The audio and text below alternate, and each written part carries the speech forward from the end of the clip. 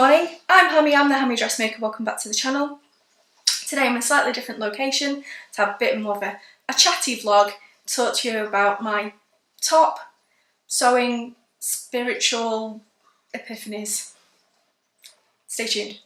Okay, so this week I haven't got anything in progress. I actually had two things in progress.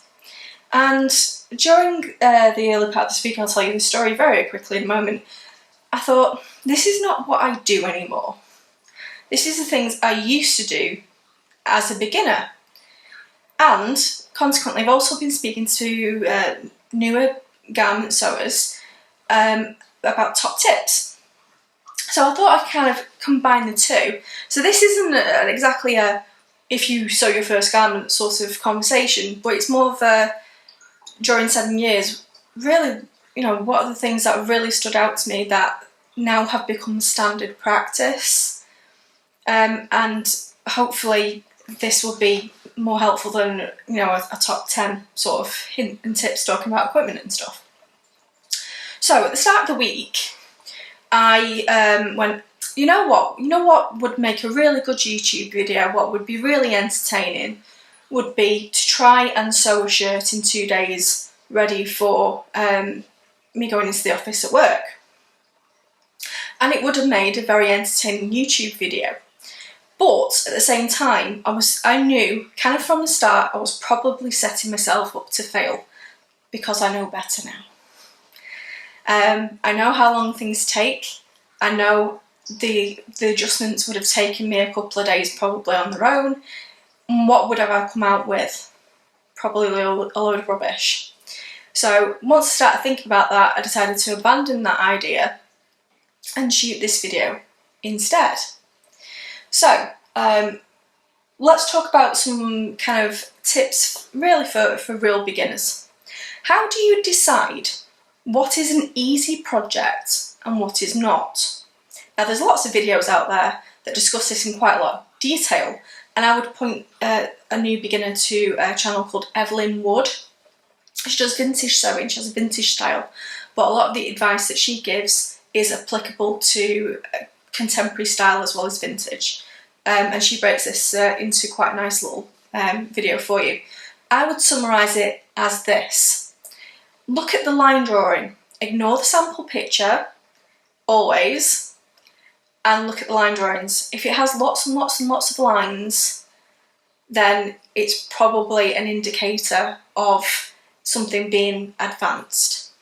At the same time, there's actually two theories of thought when it comes to how to learn. There's the theory of thought that you go with simple patterns, take a new skill per pattern, and then you slowly build up your skill base. That's personally my preferred learning method.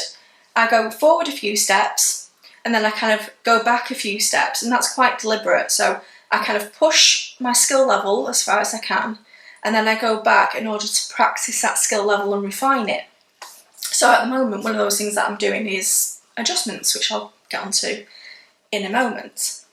There's a second theory of thought, equally as valid, which means that you pick a project that you're super into, something that really excites your imagination, and you work on it for as long as you can. This is why you'll see some videos going, my first sewing project was my wedding dress. And that's equally as valid. If you give yourself enough time to work on that pattern repeatedly for many hours, that's a really valid way of doing it too. But that's personally not my preference. So the second revelation that I had, and this is probably quite a big one, is to measure yourself without prejudice. And what that means is, we talk, if you're particularly new to the sewing community, there's an awful lot of talk about body positivity, body neutrality, plus size sewing versus people who call themselves fat sewists, and there's a lot of kind of conversation about that. And what that kind of boils down to is that when you sew, you can take control over the process of making yourself a garment. You're not trying to fit into a standard industry, body standard industry. And when you go and shop for ready-to-wear clothes, how often do they not fit you? Quite a lot, because it's based on a fictional person that doesn't exist. When you take control over the garment production, you still work primarily within a pattern is based on a fictional person. And the next kind of stage for that is adjusting that pattern so it fits you. There is a certain amount that you are limited by, which is why the plus size community and the fat size community are very vocal about pattern companies extending sizes and using the correct blocks. But ultimately, if you kind of fit in with a standard block, you can make some adjustments and you'll have the best fit you'll ever have in any clothes. That means that when you do that measurement, you remove prejudice from that measurement.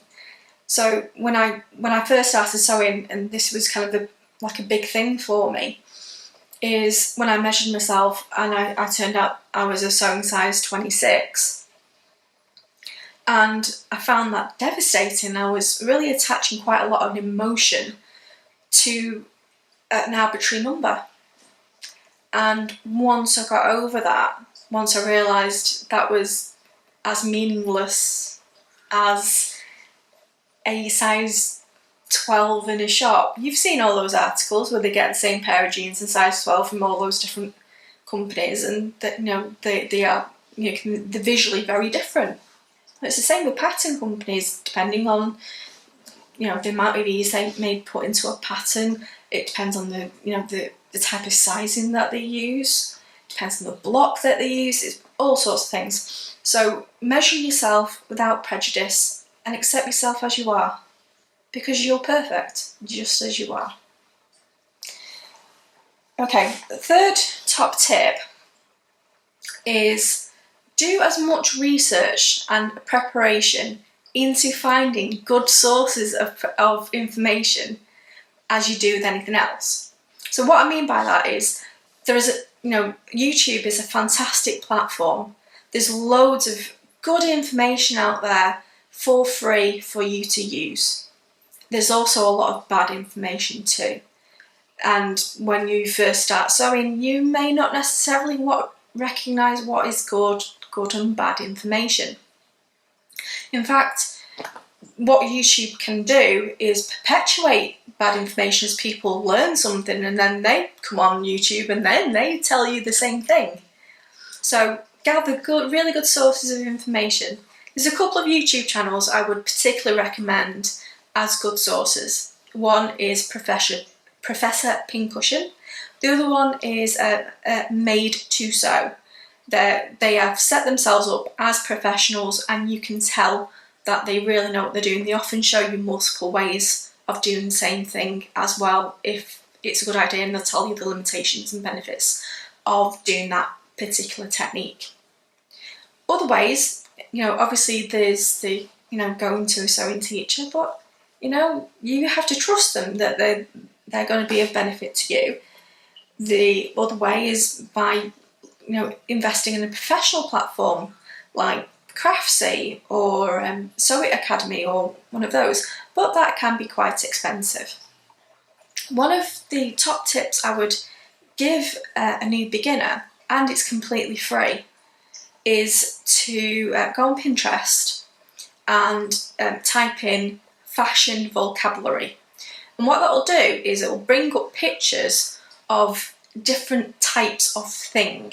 So different sleeves, what it's called, based on the shape, different collars, different pleats and what they're called. So when you come across something in a pattern where you go, I don't understand these instructions, I don't understand what they are asking me to do, you can go on the fashion vocabulary, find out what it's called, and then you can Google that thing and come up with something, it will come up with something a lot more relevant for you, so you can go through that process a lot quicker.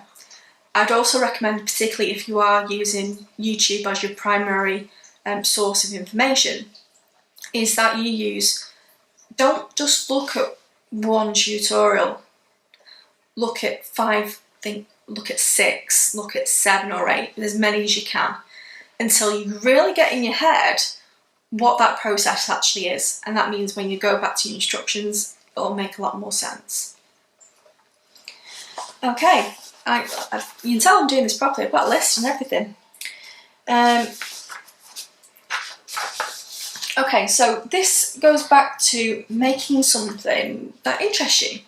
My top tip for a beginner would be take a pattern and work it until the point of you can't stand looking at it anymore. For me, that's at least 3 times. So as part of my journey and my process now is going back to those old patterns that I may have made maybe once, and going back with a new knowledge and how to do adjustments, better techniques, using the right needles, all those sort of things I would have got wrong the first time, and then remaking it. So I would recommend you make it once as a toil, even if it's a wearable toil. Make it twice to really kind of understand the fit of that garment, and at least the 3rd time to try and incorporate the fit with the construction into something with perhaps a better quality material. And before you know it, you'll really see the difference. So the staple vest that I've been working on, the satin version, which I'll pop a picture up just now when it was finished, the difference between version 1 of this garment and that particular version is vast, really quite vast, even though it's a very simple garment and I hadn't been sewing in a while, because I kept learning, I kept refining it, I kept getting it better. And by remaking the same pattern over and over again, it saves you a lot of money as well. So when you pick a pattern, again, this is my personal preference, I'm trying now to build simple garments that I can use good materials on, and the material becomes the star, essentially, and the construction is quite simple.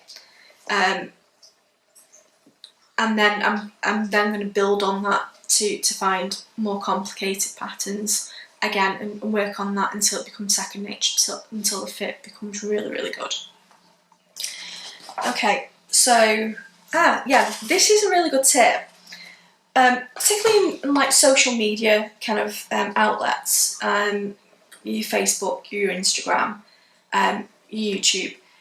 People often will talk about things being difficult, and when you're watching that as a beginner, that can be really off-putting. But I would ignore anyone who says something is difficult. It may be right, it may be difficult, but don't let that put you off. Do the research. All sewing is it's fabric, it's thread, it's a set of instructions, and it's applied skill and practice. You can overcome anything that you choose, like any aspect, zips, buttonholes, anything, just by practicing. And I say, the more you watch different sources and good sources of information of how to do something properly, the more you'll learn. So for instance, nowadays, I would never do a buttonhole without some sort of interfacing being behind that buttonhole, because it stabilises the buttonhole for you, especially on stretchy fabrics. Okay, so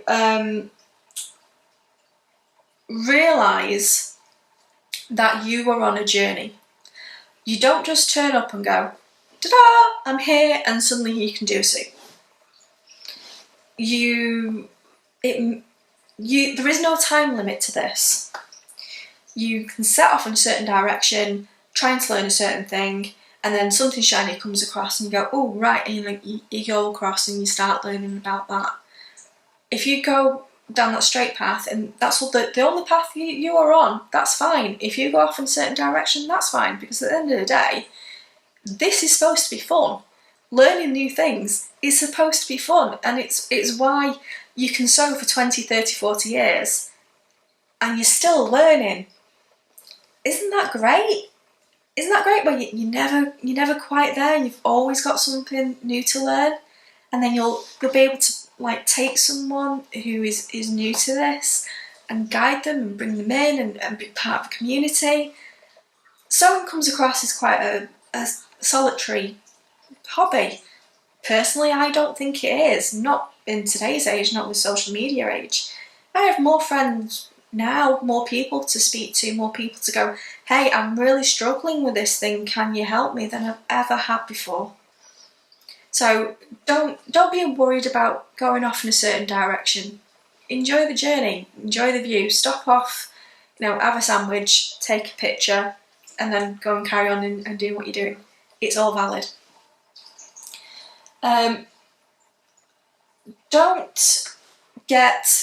My next tip would be, don't compare yourself to others. Don't get the envy bug or the comparison bug. And what I'm talking about here is not just in terms of skill. I'm talking about in terms of body shape, in terms of budget. That was a big one for me when I first started sewing, because my primary source of information was YouTube, with people who were being sponsored, and very often at least during that period of time they weren't declaring that they were being sponsored. So I was kind of going, oh, that's a really nice fabric, looking up the fabric, finding it was way beyond my comfort level of affordability. And then I'll go on to the next YouTube video, and again, it's like, I really like that fabric, look it up, oh god, it's really expensive. And it became kind of a case of, there can be quite a false sense of elitism on these YouTube channels, particularly with affordability. Now, if somebody can afford, Lady McElroy, great, I want to see that. For me, it's a bit like watching cribs. It's not necessarily something I will be able to ever afford, but I don't resent someone because they can. They can afford it. That's great. Particularly if I meet up with them, I might feel up their hem or something. That has happened. The other thing is, what I think we should promote maybe as a community a lot more is, more affordable resources to use. And I'm not just necessarily talking about, going to a charity shop. That's the biggest thing that people kind of come across. Perhaps using alternative materials like tablecloths or curtains or, something like that to make something. That's a great source of cheap material. In fact, I have a potential challenge / collab, if somebody kind of watching this wants to do a collab with me, about perhaps taking some curtain fabric and making a coat or a dungaree dress, or and like, let's go to the charity shop together, let's find the material. In fact, there's a shop that specialises in upholstery fabric up north for me called Emmanuel's Fabric, and they have a £1 a metre room, and it's fantastic. And I keep meaning to go there and go and get 5 metres of curtain material and make a coat, because that would be a fantastic project. And isn't that a little bit more interesting to do than buying the most expensive fabric you can find? This is part of the creativity process. It might not turn out, but I'll have fun while I'm finding out. Okay, yeah, this is a big one. So I keep mentioning this during this video, but learn adjustments, particularly when you're beginning. Slow it right down. Try and, perfect a pattern, and part of that is learning adjustments. I've been on this journey for 7 years, and I'm just starting to learn adjustments. And now I'm absolutely kicking myself for not doing it earlier. It's made such a big difference already. At the end of the day, this is paper and it's fabric. If you mess up, so what? But the idea is to remove yourself from the ready-to-wear kind of expectations and fear, it's going to make all the difference in the world. So don't be afraid of them. Don't listen to negative thoughts either from yourself or someone else when they say it's hard. Just go and find out. I've been using Craftsy recently. I'm not sponsored in any way, shape or form. I saw Alex Judge did, had a discount code, went on discount code, and I've been learning an awful lot from that. I've also got the Palm Pletch fitting book, which has also been super useful as well. And it is a little bit more expensive than other books, but worth it because the information in there is really good. Okay, and the last revelation I can give anybody doing this is always, always, always have fun. If a garment is really getting you down, it's really annoying you, walk away.